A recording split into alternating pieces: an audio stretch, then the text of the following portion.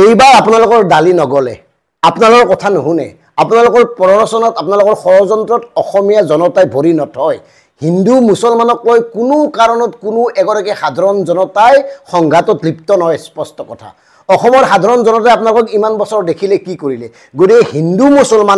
মুছলমান এই কথাবোৰ কৈ আপোনালোকে যি ধৰণে এটা সামাজিক বিদ্বেষ বিয়পাব চেষ্টা কৰিছে আৰু তাৰ ফলত এটা ৰাজনৈতিক সুবিধাবাদৰ আশ্ৰয় লৈছে এই কথাবোৰ অসমৰ সাধাৰণ জনতাই জানিছে সেই কাৰণে আমি ডিকেবি ফেক্টে কৈছো এইবাৰ আপোনালোকৰ দালি নগলে অসমত কেৱল এটাই প্ৰশ্ন বৈধ অবৈধ অসমত কেৱল এটাই প্ৰশ্ন এটাই বিষয় এটাই বিশ্লেষণ হেয়া হল সভ্য ধৰ্ষণ কাণ্ডক লৈ যি ধৰণে এটা সাম্প্ৰদায়িক ৰং হানি অসমখন অস্থিৰ কৰিব খোজা হৈছে আমি সাধাৰণ জনতাই সমৰ্থন নকৰো আমি সাধাৰণ জনতাই আপোনালোকৰ কথা মতে ৰাজপথলৈ ওলাই নাযাওঁ একদম স্পষ্ট কথা আনহাতে ধৰ্ষণ কাণ্ডত জড়িত ঘৃণনীয় এই কাণ্ডত জড়িত তাৰ জাতি বৰ্ণ ধৰ্ম কোনো বিচাৰ নকৰাকৈ 24 ঘণ্টাৰ ভিতৰত মুকলি আকাশৰ তলত পৰিয়ালৰ লোকৰ উপস্থিতিত মুখত কাপোৰ নলগোৱাকৈ ফাঁচি দিব লাগে এই কথাটো আমি আগতেও কৈছো এতিয়াও কৈছো অনাগত সময়তো কৈ থাকিম আৰু বাৰে বাৰে কৈছো এই বিষয়ত চৰকাৰে এনেকুৱা এখন কঠোৰ আইন আনক বাকি এইবিলাক ফুংফাং কাৰবাৰ মিয়া মুছলমান হিন্দু বাঙালী এই ফুংফাং কাৰবাৰবোৰ নহব আৰু এই যে হঠাৎ যে অসমত জাতীয় দল সংগঠনৰ জন্ম হল হঠাৎ নিৰ্বাচনৰ আগত কত গৈছিল এই যে হঠাৎ জাতিৰ প্ৰতি তেওঁলোকৰ প্ৰেম উঠলি উঠিল কাৰ সময়ত কত গৈছিল কাখন কাৰ্যকৰী হল অসম আন্দোলনৰ শহীদ হল তাৰ পিছত কাখন কাৰ্যকৰী হৈ অসম আন্দোলনক নস্যাৎ কৰা হল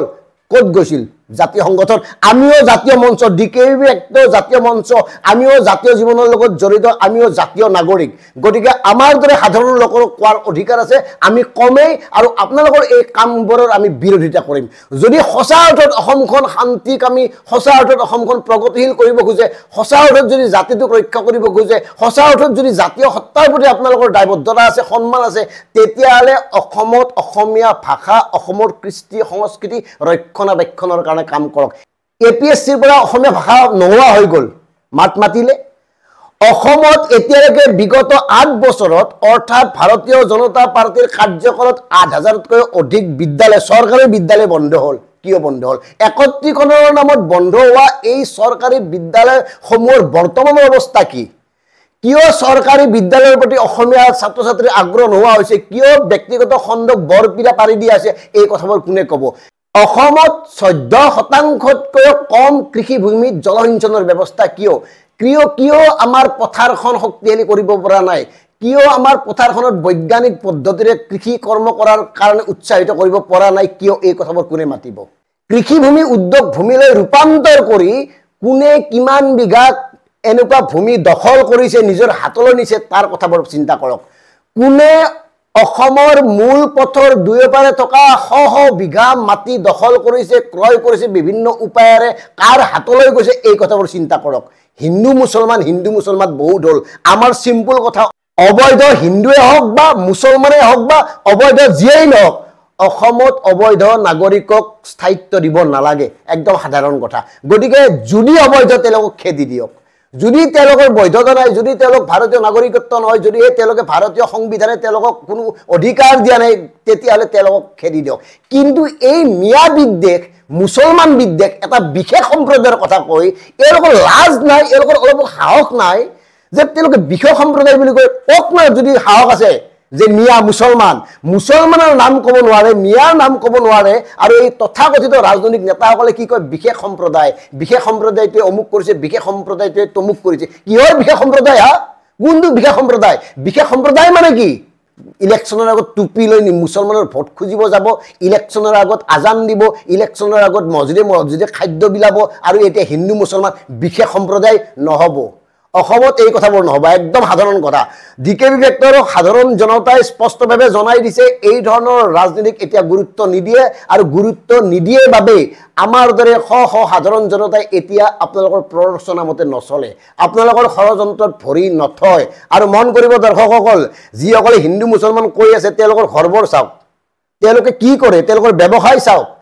হয় আমিও ৰাজপথলৈ ওলাম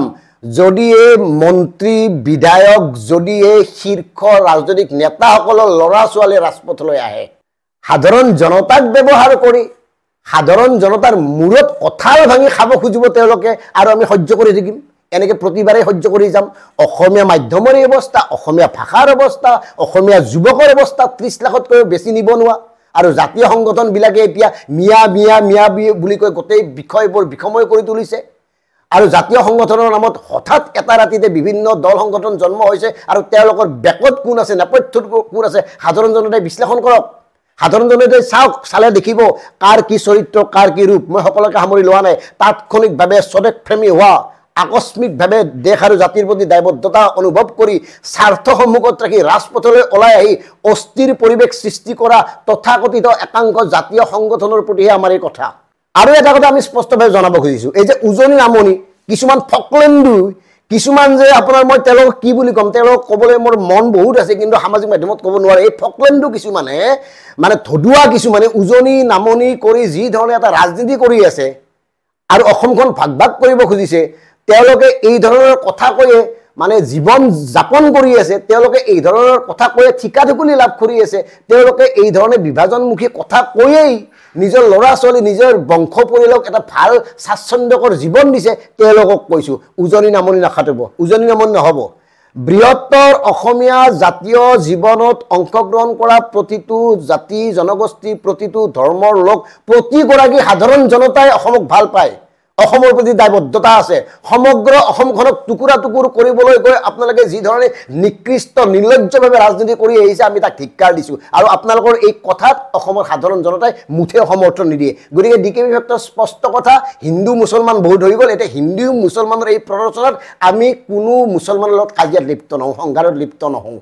মোৰ ঘৰৰ কাষৰ মুছলমান ল'ৰাজনক মই বেয়া নাপাওঁ ছোৱালীজনক মই বেয়া নাপাওঁ মই বেয়া পাম তেওঁলোকক যি অবৈধভাৱে অসমত বাস কৰি আছে আমি বেয়া পাম তেওঁলোকক যিসকলে অবৈধভাৱে অসমখন গ্ৰাস কৰিবলৈ চেষ্টা কৰিছে যিসকলক ভাৰতীয় সংবিধানে অধিকাৰ দিয়া নাই ভাৰতত বাস কৰা অথচ তেওঁলোকে বদমাচি কৰি চুৰ চোৰাংকৈ আহি অসমত বাস কৰিছে ভাৰতবৰ্ষত বাস কৰিছে তেওঁলোকক আমি বেয়া পাম তেওঁলোকে ভাৰত বা অসমেৰে যোৱাটো আমি বিচাৰোঁ অন্যথা অসমক ভাগ কৰিব খোজা মোৰ ভাইও যদি হয় তেওঁক মই সহ্য নকৰোঁ ধন্যবাদ